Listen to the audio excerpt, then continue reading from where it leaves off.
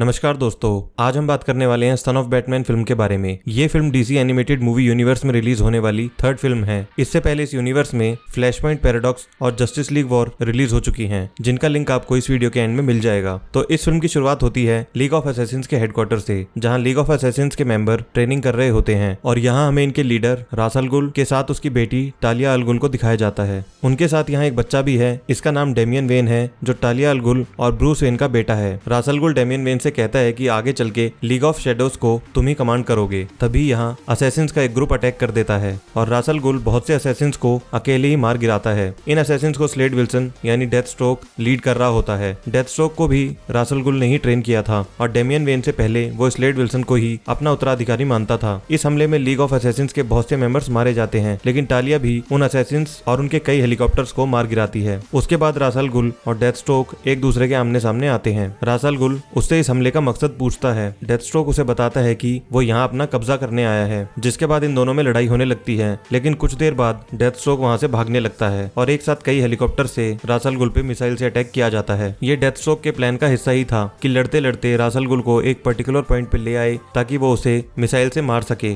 जिसके बाद रास अल गुल आग में जलते हुए नीचे गिर जाता है, जो अभी मरा नहीं है लेकिन बुरी तरह जल चुका है और डेथ स्ट्रोक उसे मारने ही वाला होता है। तभी वहाँ डेमियन वेन अटैक कर देता है, जिसके बाद डेमियन वेन डेथ स्ट्रोक को काफी कड़ी टक्कर देता है, लेकिन डेथ स्ट्रोक वहां से बच के निकल जाता है। इस दौरान रास अल गुल लेज़रस पिट के पास पहुंचने की कोशिश करता है, लेकिन वो वहां पहुंचने से पहले ही मर जाता है। अगर आपको लेज़रस पिट के बारे में नहीं पता तो मैं आपको बता दूं कि लेज़रस पिट अननोन केमिकल्स का एक मिक्सचर है जो सीधे सीधे अर्थ के कोर से आता है और इसकी वजह से किसी भी मरते हुए इंसान को बचाया जा सकता है। इसकी वजह से किसी भी इंसान की बॉडी पे हुए घाव को एकदम ठीक किया जा सकता है। इसकी वजह से उम्र भी बढ़ जाती है। इसे पहली बार ढूंढा भी रास अल गुल नहीं था, जब वो एक मरते हुए प्रिंस के लिए इलाज ढूंढ रहा था और इसी तलाश के बीच उसे ये अननोन केमिकल से भरा हुआ पूल मिलता है, जिसे लेज़रस पिट कहा गया। रास अल गुल इसी लेज़रस पिट की मदद से अपनी एज को बढ़ाता भी है। डेमियन वेन रास अल गुल की बॉडी को लेज़रस पिट में डालने की कोशिश करता है ताकि वो ठीक हो जाए, लेकिन टालिया उसे रोक लेती है और कहती है कि अब कुछ नहीं हो सकता, काफी देर हो चुकी है। यहाँ गौतम सिटी में किलर क्रॉक और बैटमैन के बीच फाइट चल रही होती है और इसी बीच टालिया यहाँ पहुंच जाती है और किलर क्रॉक को अनकॉन्शियस करके फाइट को एंड करती है। इसके बाद टालिया इस पूरे अटैक की जानकारी बैटमैन को देती है। टालिया कहती है कि डेथ स्ट्रोक उनके बेटे को मारना चाहता है। डेमियन को देख बैटमैन हैरान हो जाता है और कहता है कि ये उसका बेटा नहीं है, लेकिन टालिया उसे बताती है कि ये उन्हीं का बेटा है और डेमियन वेन को बैटमैन के पास छोड़ देती है ताकि वो उसकी प्रोटेक्शन में रहे और खुद स्लेड विल्सन से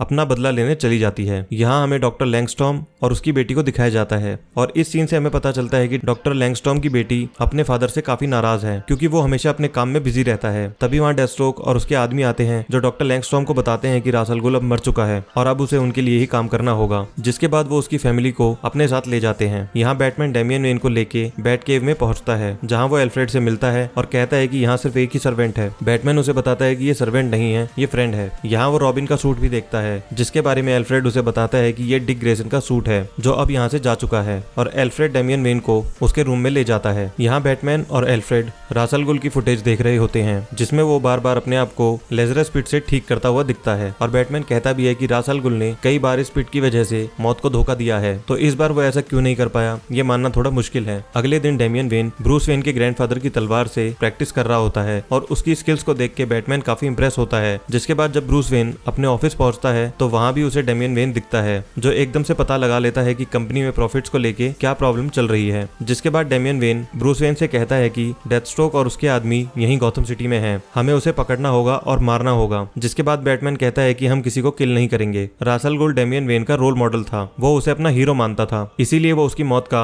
बदला जल्दी से जल्दी लेना चाहता था। डेमियन वेन ने बैटकेव के कंप्यूटर से डेथ स्ट्रोक के राइट हैंड मैन के बारे में जानकारी हैक कर ली थी और ब्रूस वेन से कहता है कि इसे हैक करना बहुत आसान था। जिसके बाद ब्रूस वेन उसे वापस घर भेज देता है और बैटकेव के कंप्यूटर से अलग रहने को कहता है। यहाँ टालिया अल गुल अपने कुछ साथियों के साथ डेथ स्ट्रोक के बेस पे अटैक करती है, लेकिन डेथ स्ट्रोक उसे ही पकड़ लेता है। यहाँ अर्कम असाइलम में बैटमैन और कमिश्नर गॉर्डन किलर क्रॉक से किडनैप हुए डॉक्टर लैंगस्टॉर्म के बारे में पूछताछ करने आते हैं। इस सीन में हमें जोकर और हार्वी डेंट की एक झलक भी देखने को मिलती है। इसके बाद बैटमैन इन्वेस्टिगेट करते हुए डॉक्टर लैंगस्टॉर्म की लैब तक पहुंचता है, जहां वो एक क्रीचर को देखता है जो गोरिल्ला और बैट जैसा होता है और कुछ ही देर बाद यहाँ ड्रोन से हमला होता है, जिससे पूरी बिल्डिंग डिस्ट्रॉय हो जाती है और बैटमैन को यहाँ लीग ऑफ असैसिन्स का स्टार मिलता है। यहाँ डेमियन वेन रास अल गुल की मौत का अकेले ही बदला लेने के लिए रास अल गुल के राइट हैंड मैन पे अटैक करता है और डेमियन वेन उस पर काफी भारी पड़ता है। जिसके बाद वो वहां से भागने लगता है, लेकिन डेमियन वेन उसे पकड़ लेता है है और जब उसे लगता है कि वो डेथस्ट्रोक के बारे में कुछ नहीं बताएगा तो वो उसे मारने ही वाला होता है। लेकिन तभी वहाँ डिक ग्रेसन यानी नाइटविंग आ जाता है। नाइटविंग बनने से पहले वही रॉबिन था और बैटमैन के साथ ही रहता था।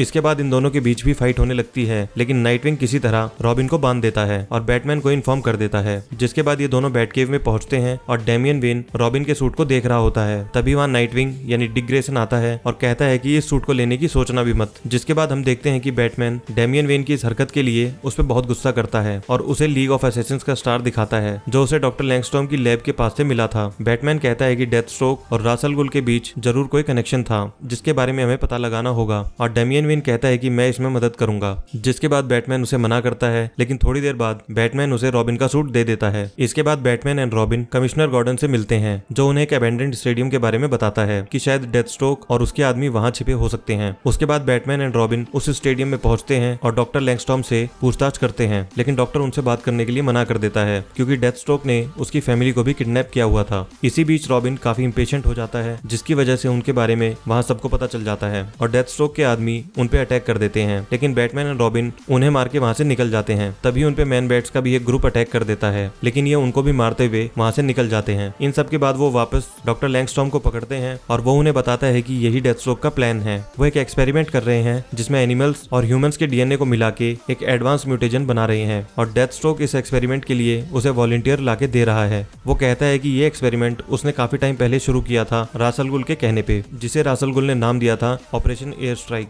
और इस ऑपरेशन के दौरान फ्लाइट कैपेबल असैसिन्स बना रहे हैं और ये मैन बैट्स भी उसी प्लान का हिस्सा हैं। इन सब के बाद बैटमैन एंड रॉबिन डॉक्टर की फैमिली को बचाने के लिए डेथस्ट्रोक के बेस पे पहुंचते हैं और यहाँ नाइटविंग और डॉक्टर लैंगस्टॉर्म मैन बैट्स के लिए एंटीडोट पे काम करना स्टार्ट कर देते हैं। यहाँ दूसरी तरफ डेथस्ट्रोक बैटमैन और रॉबिन की फुटेज देख रहा होता है। जिसके बाद वो टालिया अल गुल के पास जाता है और कहता है कि बैटमैन और तुम्हारा रोमांस सिर्फ एक र्यूमर नहीं था और बैटमैन की रियल आइडेंटिटी के बारे में भी पूछता है, लेकिन टालिया उसे कुछ भी नहीं बताती। जिसके बाद बैटमैन एंड रॉबिन यहाँ पहुंचते हैं, लेकिन डेथस्ट्रोक और उसके आदमी यहाँ से काफी देर पहले ही जा चुके होते हैं और वो अपने साथ टालिया को भी ले जाते हैं। लेकिन वो डॉक्टर की फैमिली को ढूंढ लेते हैं और डॉक्टर की बेटी रॉबिन को एक फोन देती है और कहती है कि डेथस्ट्रोक ने ये तुम्हें देने को कहा था, लेकिन बैटमैन को इस बारे में पता नहीं चलना चाहिए। इस फोन में डेथस्ट्रोक का एक वीडियो मैसेज होता है जिसमें वो रॉबिन को बताता है कि टालिया उसके कब्जे में है। इस वीडियो में वो अपनी लोकेशन भी बताता है और रॉबिन को 48 आवर्स का टाइम देता है ताकि वो उसके पास जा सके और बैटमैन को इससे दूर रखने के लिए कहता है, लेकिन बैटमैन को भी इस बारे में पता चल जाता है जिसके बारे में वो रॉबिन को नहीं बताता। इसके बाद नाइटविंग पता लगा लेता है कि डेथस्ट्रोक अपने इन ऑपरेशंस को स्कॉटिश कोस्ट के पास लोकेटेड एक ऑयल रिग से ऑपरेट कर रहा है और रॉबिन बैटमैन की नजरों से बच के अकेले ही टालिया को बचाने के लिए उस ऑयल रिग पे पहुंच जाता है। यहाँ पहुंचने के बाद पता चलता है कि डेथस्ट्रोक और टालिया अंडर वाटर बेस में है जहाँ मैन बैट्स की एक पूरी आर्मी भी है और यहाँ एक लेजरस पिट भी है। तभी यहाँ डेथस्ट्रोक टालिया को लेकर रॉबिन के सामने आता है, जिसके बाद ये दोनों गन्स निकाल लेते हैं और डेथस्ट्रोक रॉबिन से कहता है कि तुम्हें मैनिपुलेट करना बहुत आसान था, तुम बस एक एरोगेंट छोटे बच्चे हो, मैंने तुम्हें यहाँ सिर्फ मारने के लिए बुलाया है। और इस बीच टालिया रॉबिन को बचाने के लिए उसके सामने आ जाती है और डेथस्ट्रोक की गोली उसे लग जाती है। तभी यहाँ बैटमैन भी पहुंच जाता है और बैटमैन यहाँ एक सोनार डिवाइस लगा देता है जिसकी वजह से ये सभी मैन बैट्स ग्लास को तोड़ के अंडर वाटर बेस की तरफ बढ़ते हैं और ये बेस पूरी तरह डिस्ट्रॉय होना शुरू हो जाता है। यहाँ बैटमैन और डेथस्ट्रोक के बीच फाइट भी होती है, लेकिन तभी बैटमैन की नजर टालिया पे पड़ती है और वो उसे बचाने के लिए लेजरस पिट के पास ले जाने लगता है। इसी बीच डेथस्ट्रोक वहां से भागने लगता है, लेकिन रॉबिन उसका पीछा करता है। रॉबिन और डेथस्ट्रोक की काफी देर तक फाइट चलती है, जिसके बाद रॉबिन डेथस्ट्रोक को हरा देता है, लेकिन उसे मारने से मना कर देता है क्योंकि उसे लगता है कि उसके फादर यानी बैटमैन भी ऐसा ही करता। जिसके बाद वो अनकॉन्शियस पड़े डेथस्ट्रोक को वहीं छोड़ जाते हैं, लेकिन बैटमैन, टालिया और रॉबिन वहां से बच के निकल जाते हैं। यहाँ दूसरी तरफ सभी मैन बैट्स बाहर की तरफ निकलने लगते हैं, लेकिन नाइटविंग और डॉक्टर लैंगस्टॉर्म जिस एंटीडोट पे काम कर रहे थे